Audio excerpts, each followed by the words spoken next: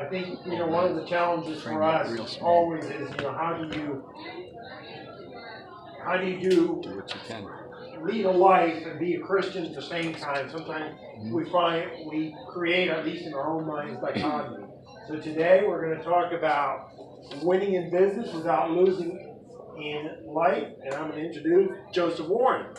Yes. Thank you. Hi,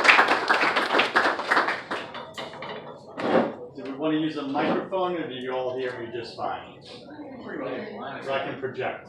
Does that work? Sounds good. Awesome.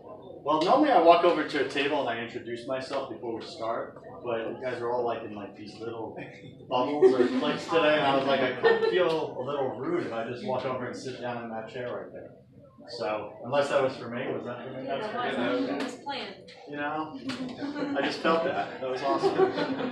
So thank you. So my name is Joseph Warren, and Patrick asked me to come and speak, and then he fled the country. So I'm not sure how I feel about that, but it's awesome to be here with y'all. I said y'all. I'm just trying to fit in. I did good? All right, thank you. So we're going to speak today about what Bill said, winning in business, and then losing in life. And what I mean by losing in life is feeling dissatisfied in life. It doesn't mean that I'm a loser in my life or you're a loser in your life. It means that there's certain areas of our life that sometimes aren't working. Is that fair? Anybody have all areas working? Because you should start a coaching business if you do. People will pay you a lot of money, right, to get all areas working.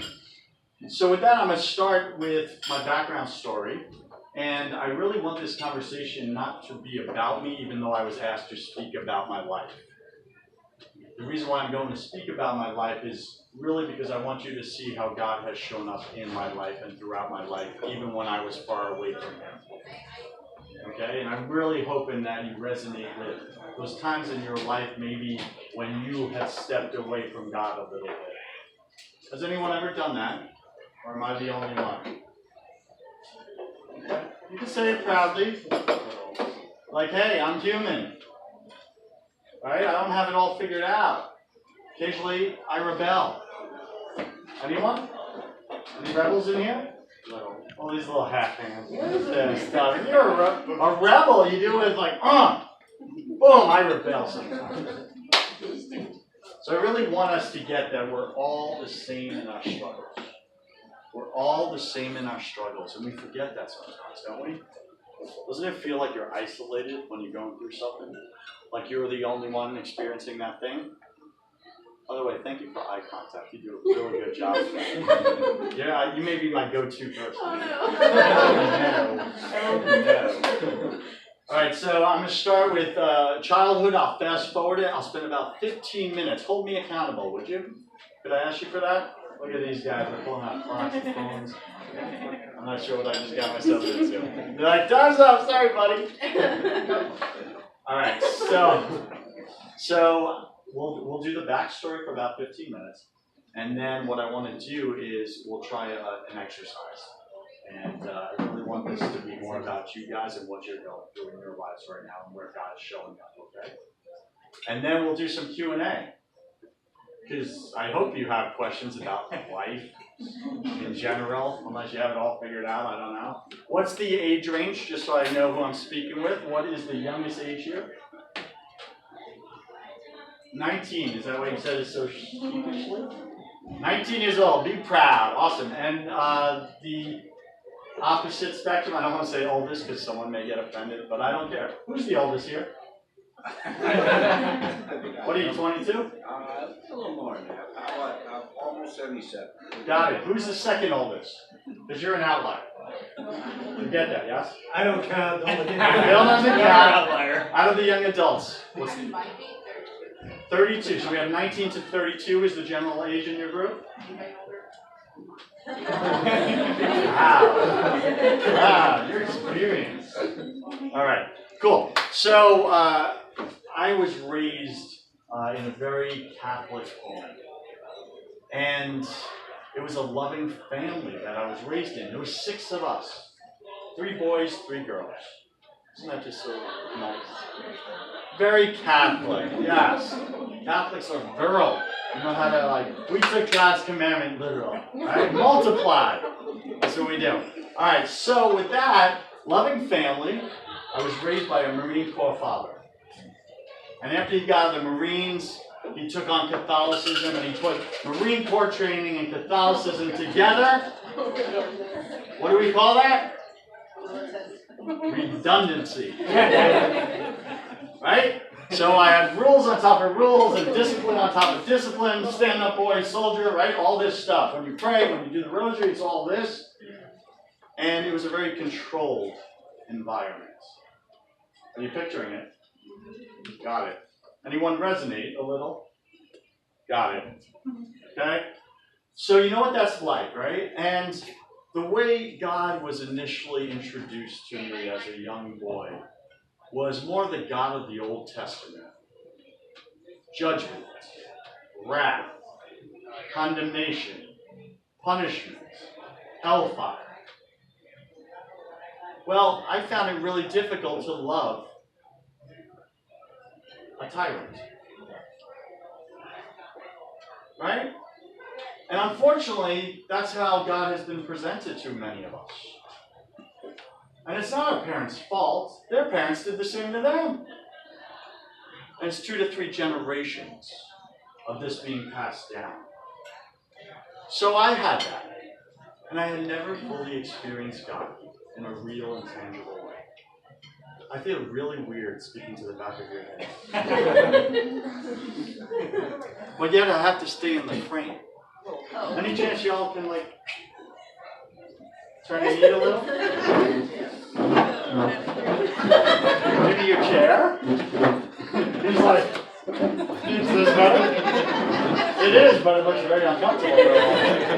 Okay, got it. All right, so I'm bringing some levity to what's a very serious topic of how God is often literally delivered to us, relationship with God in a very negative way, Old Testament God. And what I missed out on was truly experiencing God and relationship with God, and I was never really given that. So what did I do? What do you think? Go to the church. Yes, I went to church because I had a Marine Corps dad. That wasn't an option. But here's what happens. 8.5 years old, my parents get divorced. And our loving home turned into a war zone. Enemy entered. Anger, hatred, divisiveness, rage, verbal stuff you never want to hear, especially when you're a kid, coming out of your parents' mouth. And I remember that it was so foreign to me because my life was so loving and happy up until then. And I say it this way. Back then, you had to choose which parent you wanted to spend the rest of your life with, or your young adult life, which is very traumatic for a little child. Would you agree? Especially when mom and dad are looking at you with puppy eyes going, pick me. No, pick me. That rips a kid apart, making that choice. But I had to choose. And I say it this way, my mom was the better marketer. My dad promised more rules, discipline. But God. My mom promised more music. No. My mom promised as many sweets as I wanted, no rules, and unlimited TV. Who do you think I chose? Definitely your dad. Mom's the better marketer. I chose mom. But here's what really happened deep down. At 8.5 years old, I made an unconscious decision never to love again. Because everything I grew up with was a lie. And here's why. One of my parents, I won't mention who, whispered into my ear over and over and over again during the custody battles of the pick me, that your other parent never loved you. It was all a lie. Your whole childhood was a lie. They've been lying to you. I love you. You want me. Shut my heart wide. I was like, never again will I let someone do that, hurt me like that, betrayal. Never again. So fast forward, at 19 years old, I moved away. And I got into business. Entrepreneurship, men!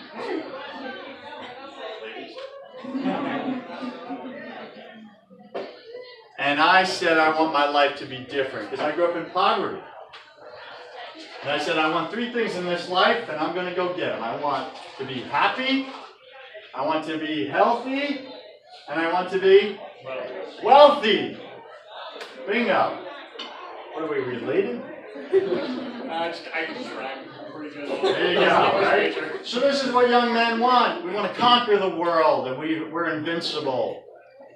We're also naive, and we have no clue what we're getting ourselves into. But I went out there at 19 years old, and I ended up starting a business with some other friends, and we started a professional fundraising company for national nonprofit charities, which simply means that they suck at raising their own money. Most charities, yeah, but they're great at their cause. So we went out with a for-profit company and got donations for them. Gave it to them and took a transactional fee for our services. I had a team of 50 people out on the streets raising money for great charities. We made $2 million in 12 months. And we were like, what the heck did we just do? So we scaled it, because that's what you do when you hit success.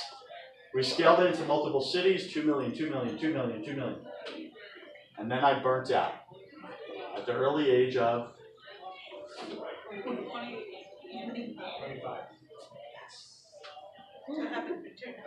That's what happens when you turn 25. You burn out? Are you there? Oh no! Are you going to do something during my talk? Not sure how I feel about this. Okay, got it. Don't burn out. Alright, got it. I think I need water.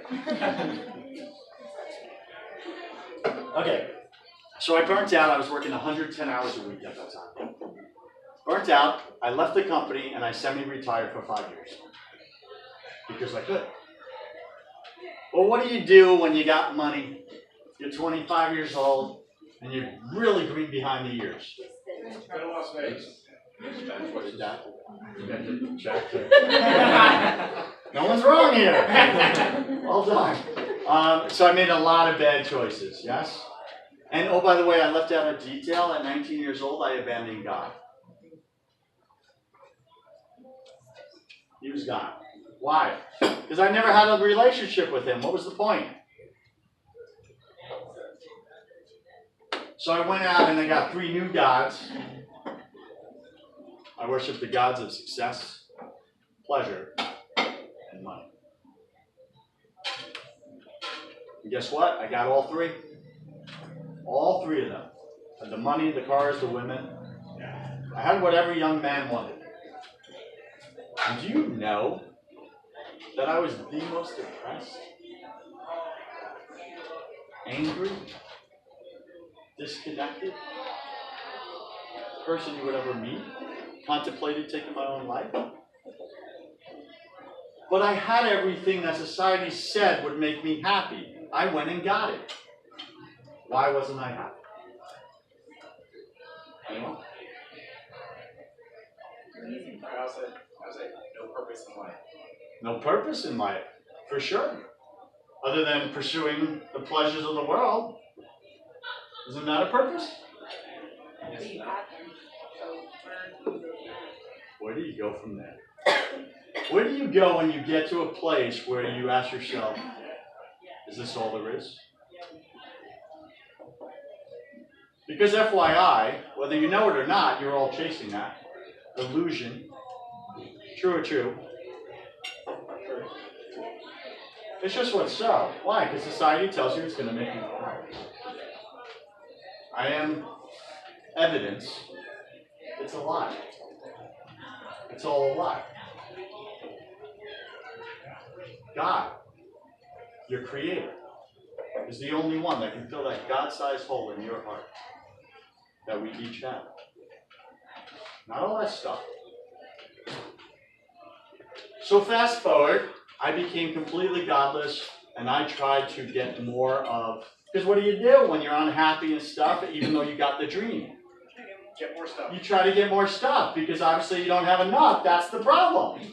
So I need more. It's logical, yes? So I went and I got more of it. More pleasure. Felt worse. So what I do? More. Right? I went and got more. Got worse. What I do? Quiet section over here. Get more. Get more. Brilliant.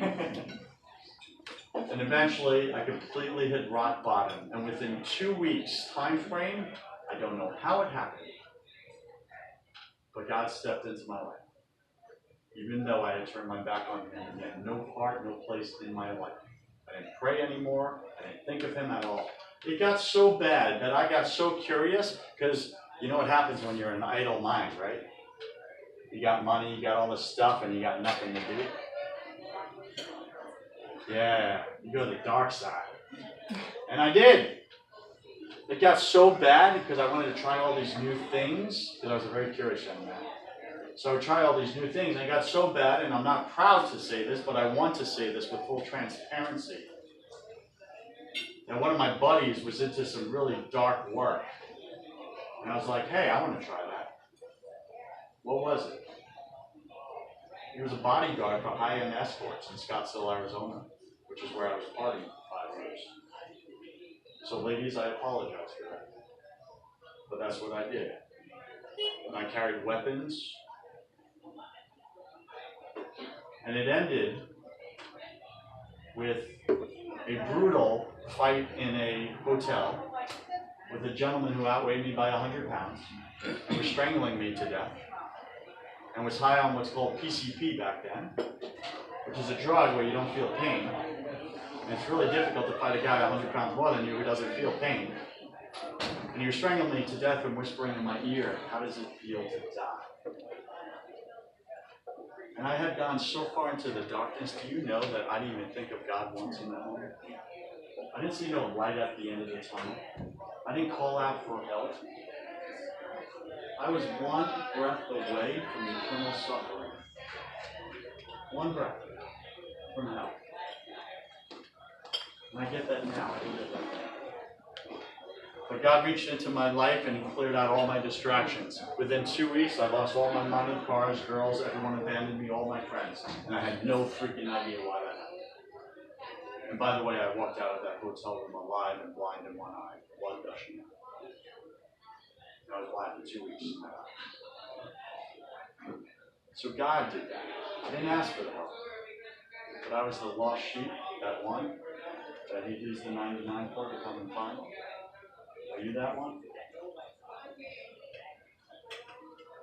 She's like, hopefully. Hopefully. Yes. All right, so I'll fast forward and wrap up the story. I did good in business. I lost in life. Really bad. There's no reason I should be standing here right now other than God. And I know that. So now the rest of my life is for Him. Whatever that looks like. Even if I'm at O'Brien's bar, right, in a back room, speaking with the future leaders of tomorrow. Every single one of you has a purpose. The question is, are you going to chase for it in all the wrong places, like I did? Or are you going to go straight to the one who created you? See, I was really big into self-help books. Anyone into self-help? Come on, self-improvement, personal development. Bill? Yeah, my man. Right? Okay? You want to get better, you want to be better, you want to conquer this world, you want to do good, you want to get better looking, you want to dress better, you want to get fit, all these things. Self-help, self-help, self-help. Who's helping? Self. But did you create you?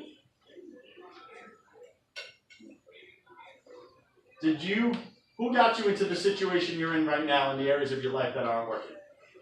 Myself. So what makes you think you can get yourself out? It's a great stretch. Wasn't it Einstein who says, and I'm paraphrasing here, you probably could say the same, what's the same? Yes, but that's not the quote. It's another quote. That was good though. And yes, I did that. But the other one is that the same thinking that created the problem can never come up with the solution. Total paraphrase there, but you get the point, right? So why do you think you can on your own?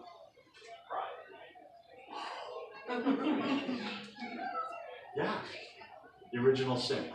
We all have it. So all these self-help books say that the way to find your purpose is what? They all have the same theme. What's that? The way to find your purpose is to go within yourself to discover who you are and why you're here. Well, damn it, if I knew, I wouldn't be reading your book. Did you create you? Yes or no? So then what makes you think you have the answer that you've never had your whole life? And why do you keep looking in the same place for the answer you don't have? You get that? Like I literally just shaved like 5 to 10 years of suffering off of your life. You're welcome. Thank you. Yeah. So what should you do? Because you all want to know who you are and why you're here. Right? 2 big questions in life. So what do? Where do you go? Church! Figure it out. Sounds like going. Catechism. The Catechism, the best self-help book ever. Basically, yeah. Did you ever heard that book? Self-help book. Got it. No. What if the same God that spoke to the prophets in the Old Testament also wants to speak with you? He does. What are you doing about it? You got to open your ears. How do you do that? No one's ever taught me. This is good. You're doing great. Just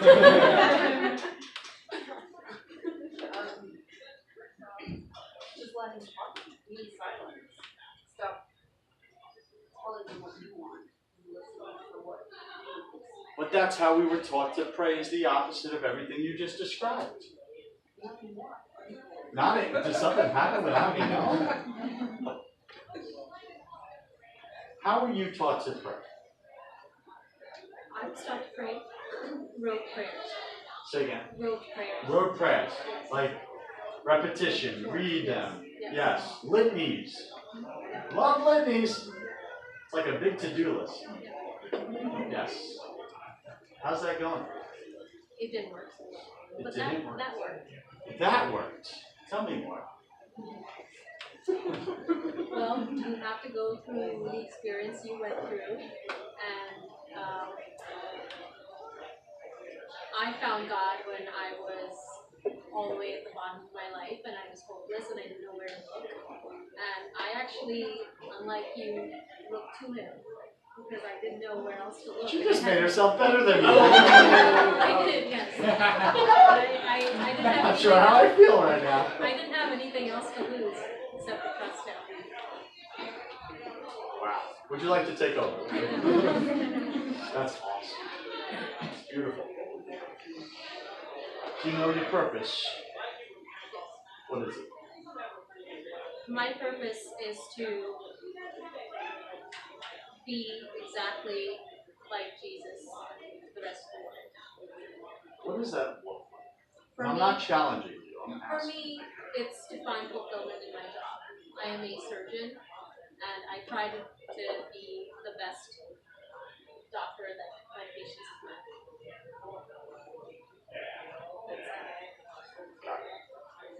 Is it working?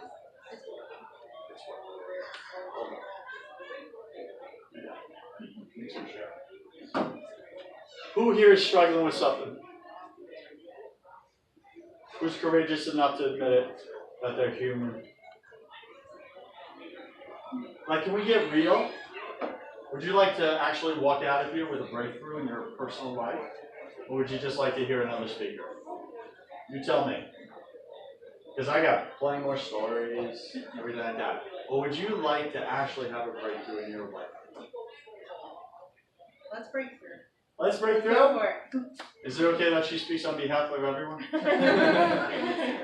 Yes? Yeah. Okay, good. Thank you for that. Who's struggling with something? Spokesperson. What are you struggling with in your life? And I'm going to ask you to do something very courageous, okay? Okay. I'm going to ask you, ma'am. It's too late. I'm going to ask you to share with full transparency what you're struggling with. You don't have to go into all the details, obviously, okay? And leave names out of it if it involves other people, which most of it does. Yes. And just share your heart. What are you struggling with right now? And avoid the two traps. Don't try to look good, and don't try to avoid looking bad. Just be. Are you clear on that? Got it. What are you struggling with? Alright. So, I was a teacher. I taught American Sign Language. And then I moved here when my job ended. They shut down the program. So I moved here with my sister and brother-in-law. And I homeschool their kids while they work. Why don't you come up here with me? Alright. So let's see if I stand here. Why not come with me? You can see me. Oh, okay. I was just trying to get where you can see me. It's really cool. I saved you a second. Oh, thank you. Isn't that awesome? Awesome. What's your name? Sarah, good to meet you. I'm Joseph. Nice to meet you. Thank you. Isn't this courageous what she's doing? Yes. Right? Don't you all wish you had the... You do, because you're next. All right, so please continue. So I And hope. mine is the whole storytelling. Yes. What are you struggling with? I Okay. know the story's important. So let's get right to it. Sorry. I don't know how to explain it without it. Right now, since I'm studying to become an interpreter, but I'm not yet, and I'm not a teacher, I'm sort of just a stay-at-home aunt. I kind of feel like I don't have my purpose yet. Like, I see the future, I see what it could be, but I'm not there yet. And I don't know, I guess I struggle with feeling like I'm kind of alone and trying to figure this out, and what if I fail, and if I fail, then how long am I going to be staying with them, and how, like, I feel like I've already failed before I've even gotten to the point where I can get to the place where I would fail, like. What's that like for you? Stressful, it's scary, I'm always afraid of failure, that is who I've always been. It's scary. Got it. Who here relates to something she said? Could be one thing. Yeah? Wow. Pretty sure you just connected with everyone in the room. You know how you did that? Opening up? Yeah. Just getting real. It's what we don't do in life. We all hold it, go through it ourselves, carry the load, even though we don't know how to fix it or get out of it, right? Sounds like that insanity thing. Yeah. So you're not alone. You see all those hands go up? So, Sarah, you mentioned that you're in this place of not knowing. Right? How old are you? That's my proud him. Yeah. Be proud. Are you judging yourself that you should know your purpose by now? Oh, yeah. And that you're making yourself wrong because you don't? Can I ask you a real question? Just think for a second. Fire away. Okay. Fire away. Who gave you permission to beat yourself up? Exactly what moment in your life did God say that you could hurt his precious daughter, Sarah. So I why did it are all you? on my own. Is it working? Isn't it interesting that we continue doing the very thing that's not working? Even when it's causing us a lot of self-inflicted suffering. And really, even though Sarah's up here doing most of the heavy lifting for us, which is awesome of her, and courageous, I really want you to get in your own life where you're doing the same. How you're going it alone. How all these people around you are going through similar things, if not the exact same thing. And you're not sharing your mess. Because you're too worried that they may judge you. Is that fair? Yeah. We all do it. And because you're too concerned that others may judge you, you don't let them in. And when you don't let people in, guess what you don't get? Help, for sure. But what are we all craving as humans? Real connection. Real connection in a very fake world. True or true? How many people are killing themselves right now? Young people. It's becoming epidemic. Searching for real connection, but won't ask for help, won't share their mess. So what do we do, as Matthew Kelly says? We live lives of quiet desperation. That hits, right? And we don't know how to get out. Somebody else does. But you're not sharing. So they don't know. They can't help. What would it look like if you showed up in your life like you just showed up at this bar? What might open up?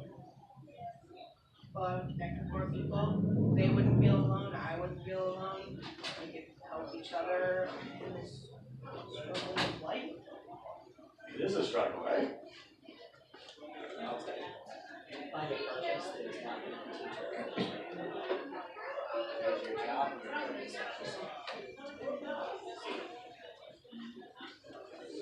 Interesting contribution. So life is meant to be painful. Here's the bad news. No one gets out alive. Some of you said it's very sad. None of us get out alive. Why go through it alone? Makes no sense. So that's real connection with each other, yes? We just spoke about? Sarah, that was awesome. Thank you. Can I get a hug? Yes. Aww. That would be wonderful. Wonderful. Thank you.